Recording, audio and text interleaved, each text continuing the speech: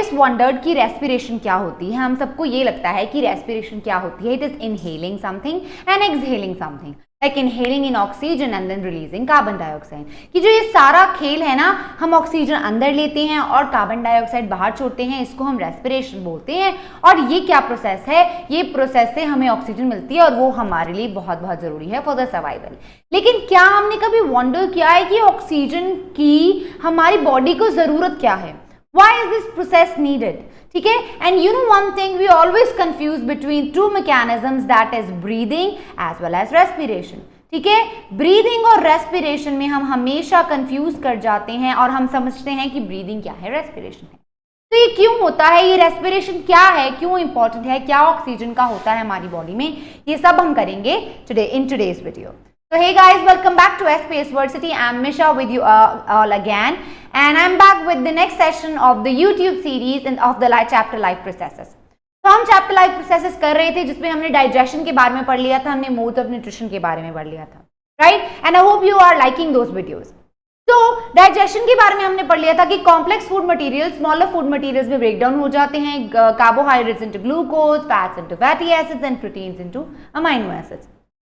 लेकिन अब आती है कि जो ये ग्लूकोज है, ठीक है, इसका मेन पर्पस क्या है, इसने हमारी बॉडी को एनर्जी प्रोवाइड करनी होती है।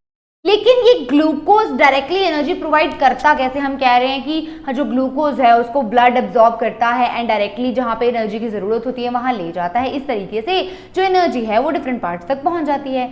लेकिन ग्लूकोज में से एज सच एनर्जी नहीं आती है, ग्लूकोज को ब्रेक डाउन होना पड़ता है। जब ये ग्लूकोज ब्रेक डाउन होता है तब ये क्या रिलीज करता है? It release energy, that energy is utilised to perform various functions, right? तब जो हमारा ग्लूकोज है, जब ये ब्रेक डाउन होकर एनर्जी रिलीज करता है, ये एनर्जी क्या यूज होती है? To perform various functions. और इस प्रोसेस को हम बोलते हैं respiration. The process which involve the breakdown of food material to release large amount of energy is called respiration. लेकिन ब्रीदिंग मैकेनिज्म क्या होता है? ब्रीदिंग सिर्फ होती है, उसमें सिर्फ दो चीजें आती हैं, इनहेलेशन एंड एक्सहेलेशन, ठीक है? ये दोनों प्रोसेसेस एक दूसरे के साथ रिलेटेड हैं। इनहेलेशन एक्सहेलेशन जरूरी है for the respiration to take place, because अगर हम ऑक्सीजन इनहेल नहीं करेंगे तो रेस्पिरेशन नहीं होगी। अब मैंने ऐसा क्यों कहा कि अगर हम ऑक्सीजन इनहेल नहीं करेंगे तब तक रेस्पिरेशन नहीं होगी? क्योंकि मोस्टली जो ये ग्लूकोज की ब्रेकडाउन होती है ना इन ह्यूमन बींग्स, उनके लिए एक सबसे इंपॉर्टेंट कंपोनेंट होता है जिसको हम बोलते हैं ऑक्सीजन। अगर तो ऑक्सीजन है तभी जो ये ग्लूकोज है ये ब्रेक डाउन हो सकेगा and will produce energy along with that carbon dioxide, right? लेकिन जैसे मैंने कहा ह्यूमंस को ऑक्सीजन बहुत कंपलसरी होता है, लेकिन हर ऑर्गेनिज्म को रेस्पिरेशन करने के लिए ऑक्सीजन कंपलसरी नहीं होता। Different organisms have different requirement for the oxygen. Some perform respiration in the presence of oxygen and some perform in the absence of oxygen, ठीक है? और वो ऑर्गेनिजम्स कैसे हैं, वो डिफरेंट टाइप ऑफ रेस्पिरेशन कैसे हैं, हम करेंगे आगे। लेकिन अब देख लेते हैं कि जो ये प्रोसेस रेस्पिरेशन हो रही है, पहले तो ये हो कहाँ रही है? तो जो सारी प्रोसेस ऑफ रेस्पिरेशन है ये यूजुअली कहाँ होती है? सबसे पहले ये सबसे इंपॉर्टेंट साइड इसकी होती है mitochondria. Mitochondria is a site for the respiration, जहां पे ये रेस्पिरेशन एनर्जी प्रोड्यूस करता है by the breakdown of glucose, और जो एनर्जी प्रोड्यूस होती है it is in the form of ATP. हमने ये पढ़ा है सेल चैप्टर पे that ATP is called the currency, energy currency of cell. कि एनर्जी करेंसी ऑफ सेल क्या है? एटीपी है। जितनी भी एनर्जी हमारी बॉडी में प्रोड्यूस होती है it is in the form of ATP. ATP ही हम यूटिलाइज करते हैं टू परफॉर्म वेरियस फंक्शंस, और ये कहाँ प्रोड्यूस होते हैं? With the help of respiration process in the mitochondria, right? So कहा अगर क्वेश्चन आ जाए कि what is the site for the production for the respiration to takes place and the production of ATP, that is mitochondria, ठीक है? लेकिन क्या steps हैं जिसके चलते ये एनर्जी प्रोड्यूस हो रही है या कार्बोहाइड्रेट्स की और या फिर कहीं ग्लूकोज की ब्रेकडाउन हो रही है? तो जो ये रेस्पिरेशन है ना यूजुअली दो स्टेप्स में अकर करती है। पहला स्टेप है breaking down of glucose into pyruvate. क्या है कि breaking down of glucose into pyruvate, हमारा जो ग्लूकोज है वो पायरुवेट में ब्रेक डाउन हो जाता है एंड फिर क्या होता है? पायरुवेट का क्या फेट है वो डिफरेंट होता है इन डिफरेंट ऑर्गेनिज्म। सब ऑर्गेनिजम्स में ये एक जनरल चीज होती है क्या कि ग्लूकोज पहले पायरुवेट में कन्वर्ट होता है, ठीक है, conversion of glucose into pyruvate, and ये प्रोसेस यूजुअली कहाँ होती है, ये प्रोसेस होती है साइटोप्लाज्म में, माइटोकॉन्ड्रिया में नहीं होती है। जो ब्रेकडाउन ऑफ ग्लूकोज होती है ना, glucose is we know that 6 carbon compound होता है glucose, glucose is 6 carbon compound and वो किस में कन्वर्ट हो जाता है, 3 कार्बन कंपाउंड जो कि है पायरुवेट या पायरुविक एसिड में कन्वर्ट हो जाता है। ये process of conversion of glucose into pyruvate occurs where in cytoplasm. ये कहाँ होती है, ये साइटोप्लाज्म में होती है, it occurs in our cytoplasm. ठीक है, ये हमेशा याद रखना है कि ये प्रोसेस कहाँ हो रही है, साइटोप्लाज्म की। ग्लूकोज जो है वो जब कन्वर्ट होता है, glucose gets converted into pyruvate, पहला स्टेप कहाँ हो रहा है, साइटो में हो रहा है, साइटोप्लाज्म में हो रहा है। ठीक है, ये ग्लूकोज क्या है, ये 6 कार्बन कंपाउंड है, ये 3 कार्बन कंपाउंड है। फाइन, उसके बाद नेक्स्ट क्या है, फिर इस पायरुवेट का क्या होगा, नेक्स्ट हम करेंगे कि पायरुवेट का फेट क्या है। ठीक है, अब जो ये पायरुवेट की प्रोसेसिंग होती है ना, ये डिफरेंट ऑर्गेनिज्म में डिफरेंटली होती है। फॉर एग्जांपल क्यों, क्योंकि अगर हमें यूजुअली पता है, आपको पता नहीं होगा, बट हमने 7th में सबने पढ़ा है कि रेस्पिरेशन 2 तरीके की होती है, एक होती है एरोबिक रेस्पिरेशन और एक होती है एनारोबिक रेस्पिरेशन। तो depending upon those types of respiration जो पायरुवेट ब्रेकडाउन होता है, बट पायरुवेट की ब्रेकडाउन हर एक ऑर्गेनिज्म में कहाँ होती है, पायरुवेट की ब्रेकडाउन हमेशा ही माइटोकॉन्ड्रिया में होती है। लेकिन पायरुवेट ब्रेकडाउन किन मॉलिक्यूल्स में होगा, ये डिपेंड करता है कि कौन सी रेस्पिरेशन हो रही है, कि क्या वो एरोबिक रेस्पिरेशन है जो कि in the presence of oxygen होती है, या फिर वो anaerobic respiration. So based on these 2 types of respiration, what is the fate of pyruvate? Let's see that. ठीक है, तो ये 2 बेसिक स्टेप्स होते हैं रेस्पिरेशन में। अब हम पढ़ेंगे कि एरोबिक एनारोबिक रेस्पिरेशन में पायरुवेट का क्या हाल हो रहा है। Okay, let's do this. तो रेस्पिरेशन हमें पता है कि 2 तरीके की होती है, एक तो एरोबिक रेस्पिरेशन होती है। This type of respiration is takes place in the presence of oxygen, ये in the presence of oxygen होती है। अगर ऑक्सीजन प्रेजेंट है तभी ही हमारी एरोबिक रेस्पिरेशन होती है, in the absence of oxygen कभी भी एरोबिक रेस्पिरेशन परफॉर्म नहीं हो सकती। तो जब कभी भी ऑक्सीजन प्रेजेंस है और हमारे पास पायरुवेट है, तो हमेशा पायरुवेट क्या होगा, this pyruvate will get converted into और broken down into carbon dioxide plus energy and water. ठीक है, वो किस में कन्वर्ट हो जाएगा, carbon dioxide, energy and water. अगर ऑक्सीजन प्रेजेंट है, in the presence of oxygen, और ये प्रोसेस कहाँ हो रही है, this process is taking place in mitochondria. हमेशा याद रखना कि पायरुवेट की ब्रेकडाउन कहाँ होगी, माइटोकॉन्ड्रिया में होगी, लेकिन ग्लूकोज की ब्रेकडाउन पायरुवेट में कहाँ होगी, साइटोप्लाज्म में होगी। ठीक है, जब ग्लूकोज हमारा पायरुवेट में कन्वर्ट हो जाएगा इन साइटोप्लाज्म, तो वो माइटोकॉन्ड्रिया में एंटर कर जाएगा, और माइटोकॉन्ड्रिया में अगर तो ऑक्सीजन प्रेजेंट है तो एरोबिक रेस्पिरेशन होगी, और जो हमारा पायरुवेट है वो कार्बन डाइऑक्साइड, एनर्जी और वाटर में कन्वर्ट हो जाएगा। Carbon dioxide will be released out of the body, energy will be utilised by the cell and water also will be utilised by the body, right. उसके अलावा अगर तो oxygen present नहीं है, कुछ ऑर्गेनिजम्स होते हैं, अब ये ह्यूमंस में होता है और मोस्टली एनिमल्स में ऑक्सीजन जरूरी होता है रेस्पिरेशन के लिए, लेकिन कुछ ऑर्गेनिजम्स ऐसे भी होते हैं जैसे यीस्ट। ठीक है, यीस्ट में हमेशा एनारोबिक रेस्पिरेशन ही होती है। इसमें क्या होता है, एनारोबिक रेस्पिरेशन में पायरुवेट को ब्रेक डाउन होने के लिए ऑक्सीजन की बिल्कुल भी जरूरत नहीं पड़ती। तो in the absence of oxygen ये पायरुवेट किस में ब्रेक डाउन हो जाता है, this pyruvate gets broken down to release alcohol, ठीक है, plus energy plus carbon dioxide. ठीक है, सो इन एनारोबिक रेस्पिरेशन क्या होता है, जो ये पायरुवेट होता है ये सिंपली अल्कोहल में एनर्जी रिलीज करता है और ऑक्सीजन में ब्रेक डाउन हो जाता है, और ये प्रोसेस यूजुअली किस में होती है, यीस्ट में होती है। फाइन, ऐसे ऑर्गेनिजम्स यीस्ट में होती है जहां पे ऑक्सीजन की बिल्कुल रिक्वायरमेंट नहीं होती, वो होती है anaerobic respiration, takes place in the absence of oxygen.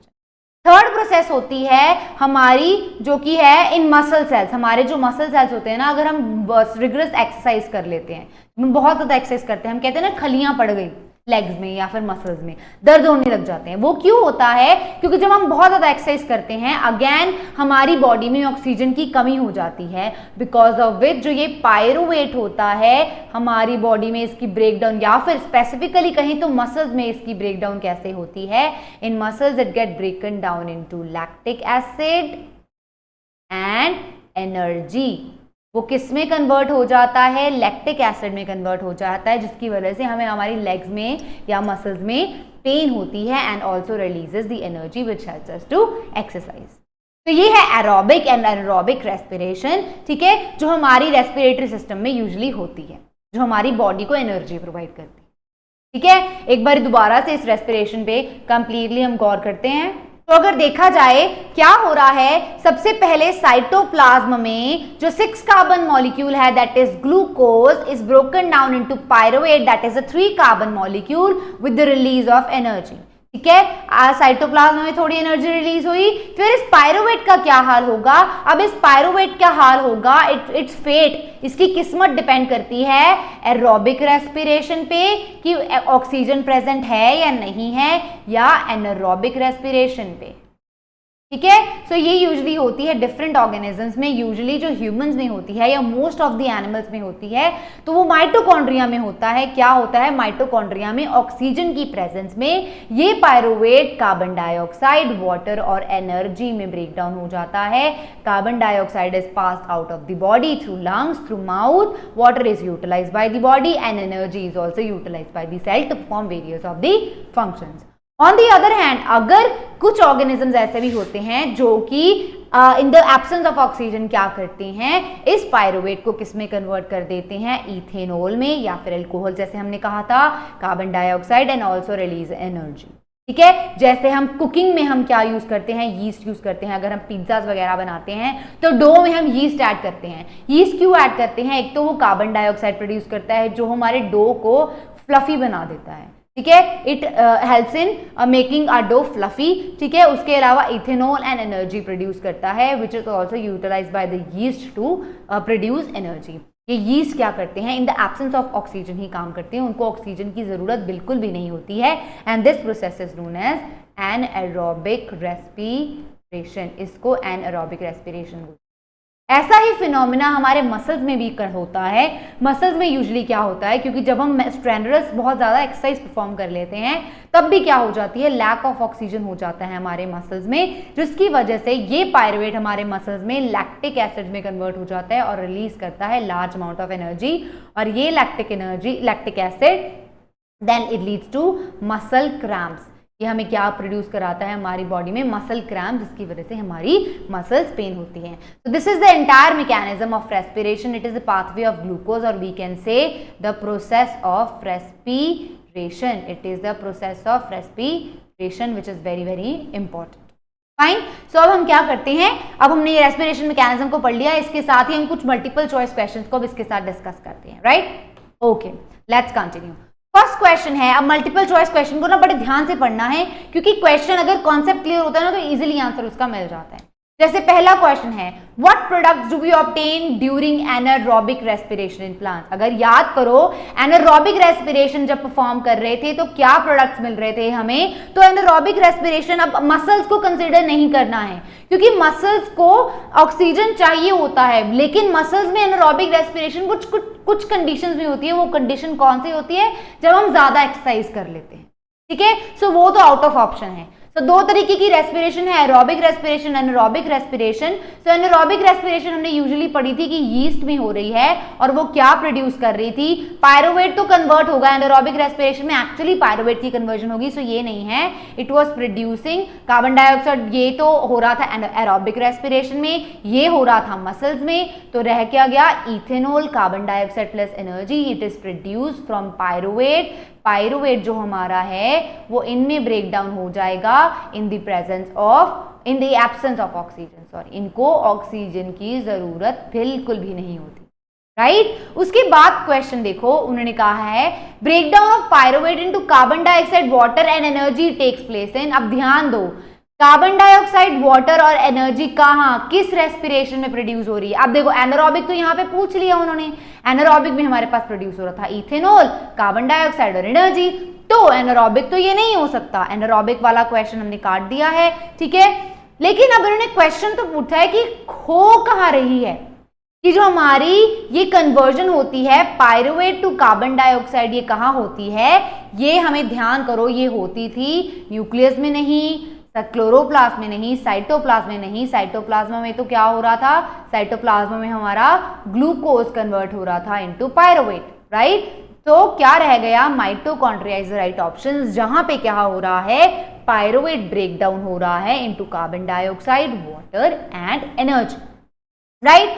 So this is how we are going to perform the questions. इसी तरीके से आपने क्वेश्चंस को परफॉर्म करना है, इसी तरीके से आपने क्वेश्चंस को परफॉर्म करना है, और अच्छे से ध्यान से अगर मल्टीपल चॉइस को क्वेश्चंस को पढ़ोगे तो आपको आंसर पक्का मिलेगा, क्योंकि मल्टीपल चॉइस क्वेश्चंस ना ये कॉन्सेप्ट पे बने होते हैं। अगर आपको कॉन्सेप्ट क्लियर है then you will be able to crack this questions. So hope you were able to learn something new, और आपको ये रेस्पिरेशन का प्रोसेस कंप्लीटली क्लियर हो गया है।